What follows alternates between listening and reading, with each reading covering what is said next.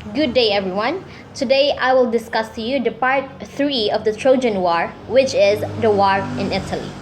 So, let us start. So, we all know that Juno or Hera is mad against the Trojans, diba?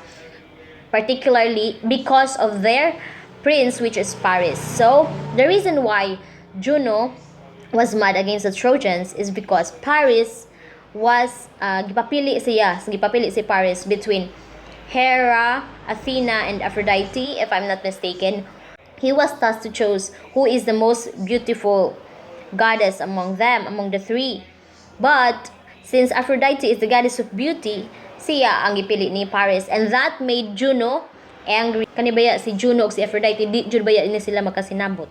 So that was the reason why Juno was mad against the Trojans. As the Trojans go along their journey to Italy, a terrible trials awaited the little band of adventurers.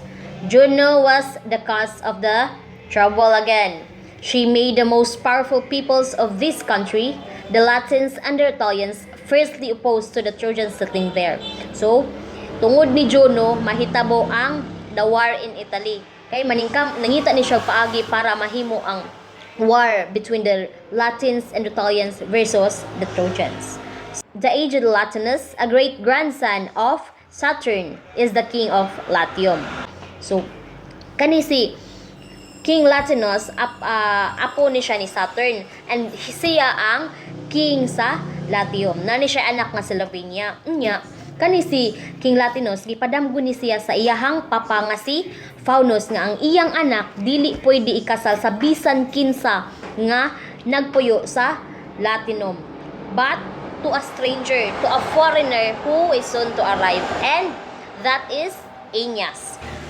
From that union would be born a race destined to hold the entire world under their sway. So from that union kuno between Lavinia and the foreigner who is soon to arrive, mahitabo kuno ang union to hold the entire world in their sway. Therefore, when an embassy arrived from Aeneas asking for a narrow resting place upon the coast and a common liberty of air and water, Latinus received them with a great goodwill. So mao to nga pag-abot ni sila, 'di ba, nag-adventure man sila Aeneas, pag-abot nila sa Italy, nangita sila para mag resting place ba. Niya pag-abot nila dadto, giabi-abi jud sila maayo ni Latinus. Pagtan-aw ang Latinus, na mao na jud ni mao ni ang kanang prophecy, mao ni ang pasabot sa akong amahan nga pakaslan sa akong anak nga si Lavinia, si Aeneas. Niya siya. So, he felt convinced that Aeneas was the son-in-law Faunus had predicted, and he said as much as to the envoys. Ayan siya nga, okay, so kani nga foreigner, ato dyan ang ampingan, kay mauni ang pasabot sa akong amahan, ang iyang na-predict nga pakaslan sa akong anak. Iyang gingan sa Aeneas nga, nakoy anak nga si Lavinia, giforbidden siya sa heaven nga ikasal sa bisan kinsa nga naa diri sa akong ginsakupan, but to a foreigner, nga nagtuo ko Aeneas nga ikaw jud ni the chief of the Trojan, ikaw jud ang destined nga ipakasal sa akong anak. So muna to, gingnan na ni King Latinus, gingnan na ni King Latinus si Aeneas nga, muni ka na, ikaw ang pakaslan sa akong anak, kay ikaw ang gipredict sa akong amahan. Mao na ni sud na diri si Hera. But there Juno stepped in. She summoned Electo, one of the Furies, from Hades, and bade her loose bitter war over the land. So kani si Electo is loyal kaayo ni siya ni Hera. So iyang gisugo, iyang giingnan si Electo na di ni mapunto, ikaw ako kang suguon para mangitag paagi para dili madayon ang kasal ni Aeneas ug ni Lavinia. So since Electo is loyal to Hera, she obeyed gladly. So first thing she did was she inflamed the heart of Queen Amata. Queen Amata is the wife of Latinus, which is the mother of Lavinia. So iyahang gisumon to oppose violently a marriage between her daughter and Aeneas. Ana si Electo nga, Queen Amata, ayaw kasugot nga ikasal na si Lavinia sa imong nang imong anak nga si Lavinia ni Aeneas. Ayaw, oppose jud bisag unsay mahitabo, ayaw jud sugot nga mahimo na nimong son-in-law si Aeneas. So muna to, okay, ni agree na si Queen Amata kay syempre kamaong mo daldal ni Electo. Muna to, first nga gibuhat niya, iyahang gisumon si Queen Amata to oppose the marriage between Lavinia and Aeneas. Pagkasunod na, papana na kontento si Electo. nilupad siya ngadto ni Turnus. Turnus is the king of Rotalians. Adto siya didto. Kani si Turnus, he had been the most favored among the ministers for Lavinia's hand. Inlababo kaayo ni si Turnus ni Lavinia. Siya ang gipaboran sa tanan nga pakaslan ni Lavinia. Pero si Lavinia, dili gyud siya ni Turnus. So pangana, ingon si Alecto nga, Turnus, wa na ag imuhang labidabs nga si Lavinia, ipakasal na ni Inyas. So that idea alone drive Turnus to frenzy. The idea of anyone except himself marrying Lavinia was enough to drive Turnus to frenzy. As soon as he heard the Trojan embassy of the king, he started with his army to march to Latium and prevent by force any treaty between the Latins and the strangers.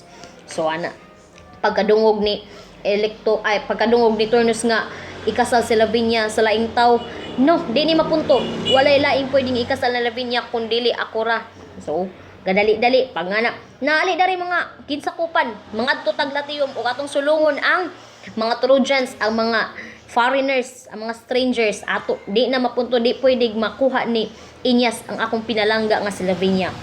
So, that was the second step of Alecto para pigilan ang marriage between Inyas and Lavinia. And then, she wasn't contented. The third effort was severely devised. So, naay beautiful creature nga giampingan gyud ni sa mga farmers. So, bisag kada adlaw lagandagan na siya bisag asa, pero ini ka nightfall muuli jud na siya sa well-known door.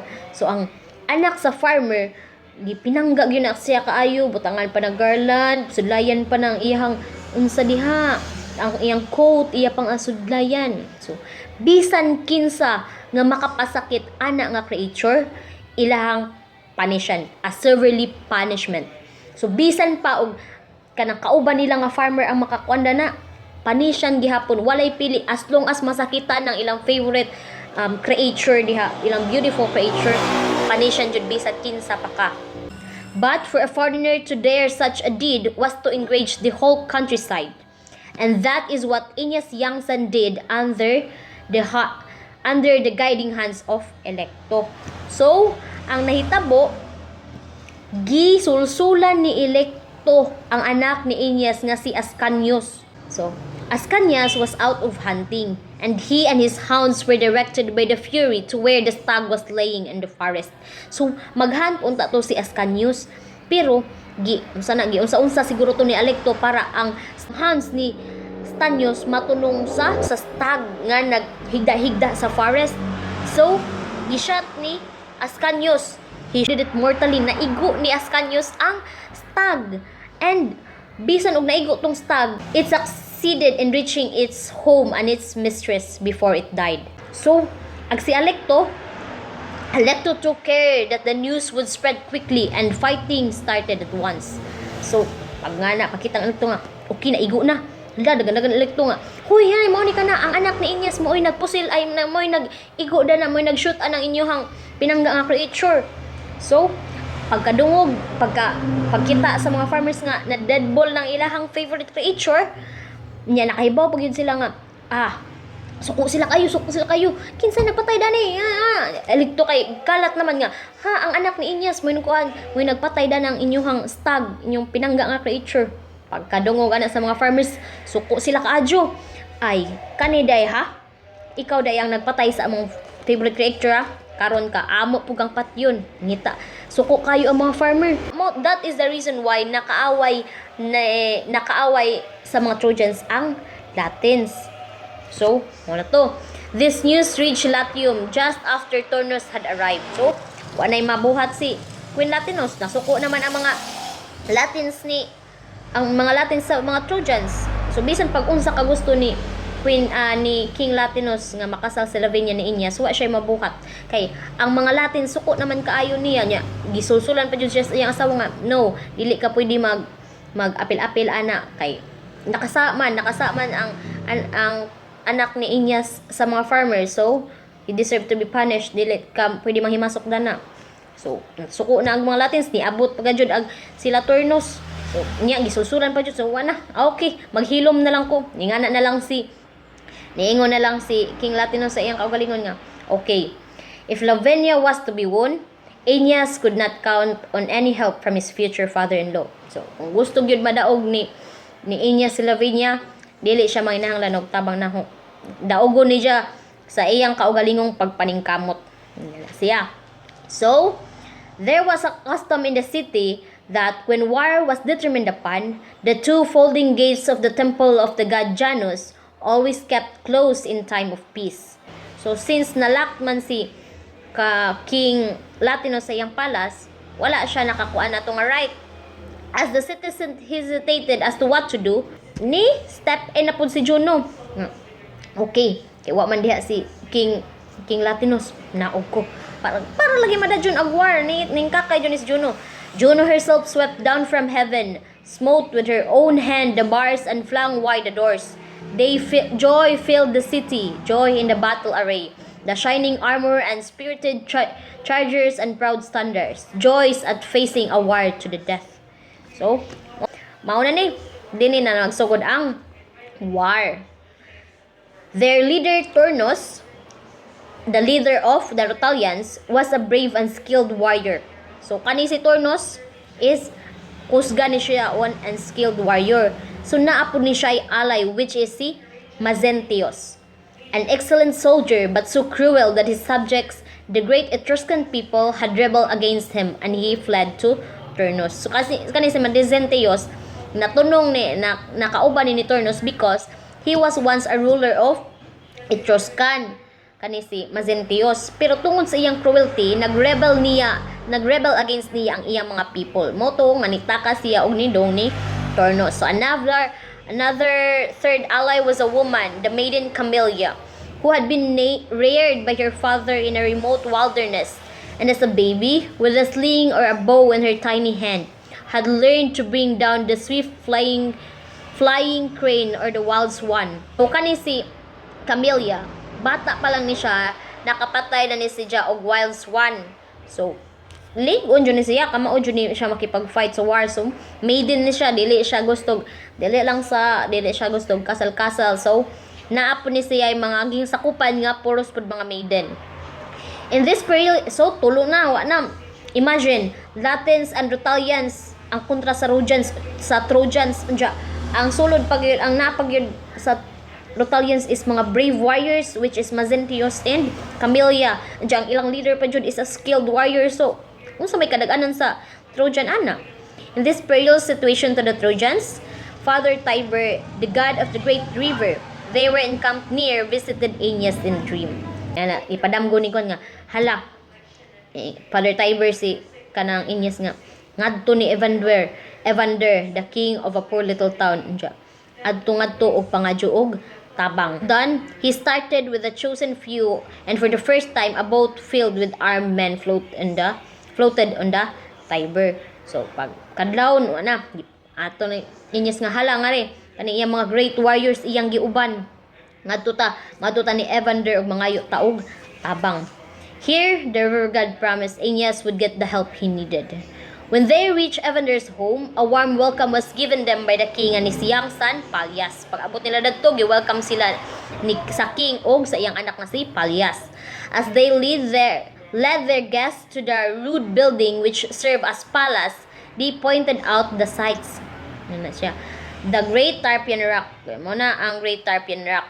Near it, a hill sacred to Jove, now rough with brambles, where someday the golden, glittering capital would rise. A meadow filled with the loving cattle, which would be the gathering place of the world, the Roman Forum. Historia King. Once fauns and nymphs lived here. Puyo na ni mga fauns and nymphs and a savage race of men. But Saturn came to the country, a homeless exile freeing from his son Jupiter. So niabot si Saturn og kato mga savage men is nawala. Everything then was changed. Men forsook their rude and lawless ways. Nabago ang mga tao dadto. He ruled with such justice and in such peace that ever since his reign has been called the Golden Age. So gitawag og Golden Age kay maayo man pagpamahala ni Saturn ang katong lugar. But in later times, other custom prevailed. Peace and justice fled before before the greed of gold and the frenzy for war. So, from kanang gubot na tarong na peaceful because of Saturn, but then another custom prevailed, nabalik na pod tungod sa ilang greed sa gold og sa gubot, frenzy for war. Tyrants ruled the land until the fate brought me here. So mga tyrant ang nagrule na ning lugar hangtod nga niabot ko, an exile from Greece, from my dear home in Arcady. Yan na. So pag humag istorya dadto sa king, as the old man ended his story, they reached the simple hut where he lived, and there Aeneas spent the night on a couch of leaves with a bear's skin to cover him. Next morning, awakened by the dawn and the call of birds, they all arose. Mata na sila. The king went forth with 2 great dogs following him, his sole retinue and bodyguard. After they had broken their fast, he gave Aeneas the advice he had come to seek. Iyang advicean si kanang Aeneas. Arcady, he had called his new country after his own. Arcady was a feeble state, he said, and could do little to help the Trojans. So kaning Arcady, gamay ra among matabang sa Trojans. But on the farther bank of the river live the rich and powerful Etruscans. So ang ilahang king sa una is si Mezentius, nga karon nagtabang na ni Turnus. This fact alone would make the nation to choose Aeneas' side in the war. Kana nga fact alone nga kumahibaw-an nila nga kana si Mezentius nagtabang sa mga Rotalians to fight against you. That fact alone would made them choose you, to side you para tabangan mo. So their hatred towards their former ruler was intense. He had shown himself a monster of cruelty. He delighted in inflicting suffering. He had devised a way of killing people more horrible than any other known to man. He would link dead and living together, coupling hand in hand and face with face, and leave the slow poison of that sickening embrace to bring about a lingering death. So ingana ka cruel si Mezentius as a leader. That is the reason why the Etruria finally reasoned against him. But he has succeeded in escaping. Pero, di ba, nag-alsa na ang mga sakop ni Mezentius tungod sa iyang cruelty. Wa na sila kantos. Pag-alsa nila, na-succeed yapon si Mezentius nga makatakas, unya modong ni Turnus. So, that is the reason why nagtabang na si Mezentius nga motabang ni Turnus to fight against the Trojan. They were determined, however, to get him back and punish him as he deserved. So, determinado ni mga Etruscan people nga, ibalik to si Mezentius kay amo siyang panisyan kay deserve niyang panisan tungod sa iyang cruelty. So, Aeneas find them willing and powerful allies niya. Suko din sila silang leader ilang former ruler, okay. So, willing dyan sila nga mutabang para mapildi nila ang Rotalians. For himself, the old king said he would send Pelias, who was his only son, to enter the service of the war god under the Trojan hero's guidance, and with him a band of youths, the flower of the Arcadian chivalry. Also, he gave each of his guests a gallant steed to enable them to reach quickly to Etruscan army and enlist their help. Meantime, so on another side of the story, while si Aeneas is nangita og tabang para ma-defeat ang Latin Trojans, the Trojan camp, fortified only by earthworks and deprived of its leader and its warriors, was hard pressed. Turnus attacked it in force. So, wala si Aeneas ato sa iyahang band, di ba? Kaya nangita siya tabang, gi-atake sila ni Turnus. Throughout the first day, the Trojans defended themselves successfully. So, na-success pa ang kanang Trojans nga madepensahan ilang kaugalingon, despite the fact nga wala si Aeneas diha. Following the strict order which Aeneas at his departure had given them on no account to undertake an offensive. But they were greatly outnumbered. Pero kay daghan man jud kayo ang Rotalians. So, murag hunahuna nila di na ni nato makayaw pa diha atong leader anja daghan pa jud kadyo atong kontra. The prospect was dark unless they could get word to Aeneas what was happening. So ngita sila gosay ni Aeneas nga unsa na bay buhaton namo dani. Anja. The question was whether this was possible with Artalias completely surrounding the fort. Posible pa ba nga makadaog ta dani nga gipalibutan naman ta sa mga Rotalians. However, murag nawad-an na sila pag-asa ba kay wa diha ilang leader plus gipalibutan pag jud sila sa ilang mga kaaway. So magunsa na lang ta. Ayan sila. However, there were two men in that little band who scorned to weigh the chances of success or failure. So naay duha ka mga warriors or kauban nila dadto. These two revolved to try to pass through the enemy under the cover of the night and reach Inyas. So kanaplano sila nga ini kagabi mo. So these two named Nisus and Euryalus. The first was a valiant and experienced soldier, and the other only a stripling, but equally brave and full of generous ardor for heroic deed. It was their habit to fight side by side. Wherever one was, whether on guard or in field, there the other would always be found. So kani si Nisus ug si Euryalus, di jud ni mabuwag kung asang isa to apo dag isa fight by side jud na silang duha, mura sila kanang gipilit ba nga. Okay, di sila mabuwag bisag asa pa sila maadto. So the idea of the great enterprise came first to Nisus. Si Nisus na kauna sa idea nga. As he looked over the ramparts of the enemy and observed how few and dim the lights were, and how deep a silence reigned as of men fast asleep. So, murag lami na gyud kayo ang tug aning mga enemy nato ba. Nahala. Mo na mang hinahinay na kuno siya. Mo hinahinay na siya gawas nga na. So, iyang giingnan iyang friend nga si Euryalus sa iyang plano. Pero ingon sa Nisus nga mao di akong plano pero di ka pwedeng mukuyog. He told his plan to his friend, but with no thought of his going too. When the lad cried out that he could never be left behind, that he scorned life in comparison with death is so glorious attempt. Nisus felt only grief and dismay. Let me go alone, nga si Nisus, he begged.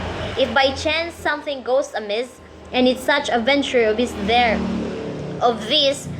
are 1,000 chances. You will be here to ransom me or to give me the rights of burial. So, kung unsa magaling mahitabo, hindi ka pwede mo uban, ako ra.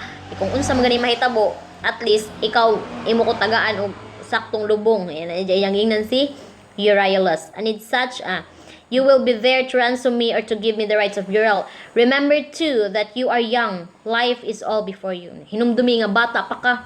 Daghan pa'y mahitabo nimo. Yan siya. Ideal words, Euryalus answered. Let us start, and with no delay. Nisus saw the impossibility of persuading him and sorrowfully yielded. So ni nga si iyang gingnan, di ba ningos Nisus nga, iya ako ray mo adto. Di ka gingnan niya iyang friend sa iyang plano pero yan siya, ako ray mo adto para kung maunsa man mahitabo, at least naa ka para mulubong na ho. Bata pa ka, daghan pa kay pwedeng kuan nga serious nga. Tana di na ta maglangan. So no na Nisus nga lisod ni persuade nga ibilin. Okay. Syempre di gud sila mabuwag. So wa na. Sige kita na lang duha madto. So they found the Trojan leaders holding a council and they put their plan before them. Ilang giingon sa Trojan leaders ang ilang plano. It was instantly accepted, and the princes with choked voices and falling tears thanked them and promised them with rich rewards. So I want gibagingon na Nisus of Euryalus ilang plano sa ilang Trojan leader ay sa mga Trojan leaders. So hilak-hilak ang kanang prince. Diyan nga, sige, tungod na inyong plano, tagaan mo na ho og reward. Yan nga na si Euryalus. I want only one. My mother is here in a camp. She would not stay behind if I die. She will be my mother. So si Ascanius, katong anak ni Aeneas, Ascanius broke in. She shall have the place of the mother I lost the last night in Troy. So, yan na. I swear it to you, and take this with you, my own sword. It will not fail you. So, di ba nga na tong si Ascanius nga, tungod na inyong plano, sige, bisag, I promised you, bisag unsa inyong ihangyo, akong ihatag ninyo. Yan nga, serials nga, isa ra akong hanyo, ang akong inahan na adani. Kung mawala ko, kung mamatay ko aning among buhaton, dili pwede nga mabilin ra mag-isa akong inahan. Yan nga na si Ascanius nga. Kung unsa magani mahitabo, I promise na nimo nga. Kay ang mother ba yan ni Ascanius is namatay dito sa Troy. So, moto, yung si Ascanius nga. Here, that aning sword, take it with you. Kay dili mo i-fail ani. Na gihatag ni Ascanius ang iyang sword adto ni Euryalus. Then the two started through the trench and on the enemy's camp. So good na si Nisus ug si Euryalus. All around lay sleeping men. Nisus whispered, I am going to clear a path for us. Do you keep watch? So ingon si Nisus nga, sige, ako'y una. Ang hiluan ang atong agianan. Unya ikaw magtanaw ka ha, tanaw unsay mahitabo. Ingon na. With that, he killed man after man. So kinsay malabyan ni Kwan. Hala, pinsing-pinsing diha. So skillfully that not one uttered a sound as he died. So tungod sa kaanad ni Nisus, mapatay niya ang enemy nga who will go on his way. Pero why sound ba mapatay ra dito inga na kay syempre skilled man baya si kanang Nisus. Not a groan gave the alarm. So wala joy way kalibutan ang mga Rotalians nga gipangpatay na di ay ang ilang mga kauban. So Euryalus soon joined in the bloody work. Apil na si Euryalus, sila nang duha ga kuan dito ng atake. When they reached the end of the camp, they had cleared it as it there were a great highway through it, where only dead men were laying. So nakabot na sa tumoy si Nisus ug si Euryalus. Sakto pag abot nila sa tumoy, a troop of horses coming from Latium caught sight of the shining helmet of Euryalus. So nakit ang helmet ni Euryalus and challenged him. So, when he pushed on through the trees without answering, they knew he was an enemy and they surrounded the wood. So, pag gitawag si Euryalus, wa nito ba dagandagan si Euryalus padung ato sa kakahuyan. Anja, wa man nito bag si Euryalus. So, nakaibaw ang mga Tagalatyum nga mga enemy sila. So, he was an enemy and they surrounded him. In their haste, the two friends got separated and Euryalus took the wrong path. So, tungod sa pagka nakaranta na sila, dali sila nga na, nagka-separate sila, nagkabuwag sila. Unya, si Euryalus na wala na mao ang dalan nga iyahang agian. Nisus, wild with anxiety, turned back to find him. So, si Nisus nga makatakas ta unta, nakulbaan siya, mura siyang nagpanik kay wala si Euryalus nagsunod niya. So, nibalik siya. And sin himself, he saw him in the hands of the troopers. So, pagbalik pa ni Nisus, nakita niya nga si Euryalus hawak na sa mga troopers. How could he rescue him? Unsaon man galibog na siya, unsaon niya pagsagip sa iyang amigo. He was all alone, siya ra isa. It was hopeless and yet he knew it was better to make the attempt and die. So, yun siya nga. Hopeless na siya kay syempre siya ra isa kung iyang sagipon si Euryalus, it is a very hopeless and risky, but he said to himself it was best to take the attempt and die. So after that, ingon siya nga mas maayo pang mamatay kaysa biyaan siya. So matod pa ni Nisus, true friend yun ni si Nisus, kay anak pa siya nga mas maayo pa nga mamatay ko kaysa biyaan ako ang akong iyahang iyang amigo nga si Euryalus. Kay syempre di guni sila mabuwag nin duha. He fought them, nilaban si Nisus, iyahang gi fight ang mga troopers, one man against a whole company, and his flying spear struck down warrior after warrior. The leader, not knowing from what quarter this deadly attack was coming, turned upon Euryalus shouting, "You shall pay for this." But before his lifted sword could strike him, before maigo sa leader si Euryalus, Nisus rushed forward. Ni dagan-dagan si Nisus, "Kill me!" Yan na siya. "Kill me," he cried. "The deed is all mine. He only follow me." But with the words, diba? Padung na strike sa leader si Euryalus niya, "You shall pay for this." Yan na. So, before pa niya kanang madunggab si Euryalus, nagdali-dali si Nisus, ndagan siya, yun siya nga, "Kill me, ako ning sala tanan, iya ra kong gisundan." Nga na si Nisus. But with the words still on his lips, the sword was thrust into the lad's breast. So before pa makaabot si Nisus, nadunggaban na si Euryalus. As he fell dying, Nisus cut down the man who had killed him. So, pagka nadunggaban na si Euryalus, katong nagdunggab ni Euryalus, gipatay pod ni Nisus. Then, pierced with many darts, he fell to death. he too fell dead beside his friend. The rest of the Trojan adventurers were all on the battlefield. Aeneas came back with a large army of Etruscans in time to save the camp, and furious war raged. So, sakto ra nga pag-abot na ni Aeneas, dara niya kauban na niya ang mga Etruscans ug adto na nagsugod ang war. From then on, the story turns into little more than an account of men slaughtering each other. Hala na. Battle follows battle, but they are all alike. So, pariso na jud silang duha. Etruscans and the Trojans versus Latins and Rutalians. Countless heroes are always slain. Rivers of blood drench the earth. Gory Jews trample on the dead. Long before the end, the horrors have ceased to horrify. All the Trojans' enemies are killed. So, hala, di ba? Laban to laban. Pariso na kayo ang both company, ang both parties. Laban hala, pinagtiyanay na nga na. But then at the end of the day, all the Trojan enemies are killed. Napatay ang Latins og Rutalians. And then, of course, Camilla falls after giving a very good account of herself. The wicked Mezentius meets the fates so he richly deserves. So, many good allies died too, Evander's son Pallas among them. So, namatay po si Pallas, katong anak ni Evander. Finally, Turnus and Aeneas meet in single combat. So, nana, 1v1 na si kanang Turnus ug si Aeneas. By this time, Aeneas, who in the earlier part of the story seemed as human as Hector or Achilles, has changed into something strange and portentous. He is not a human being. Once he carried tenderly his old father out of burning Troy and encouraged his little son to run beside him.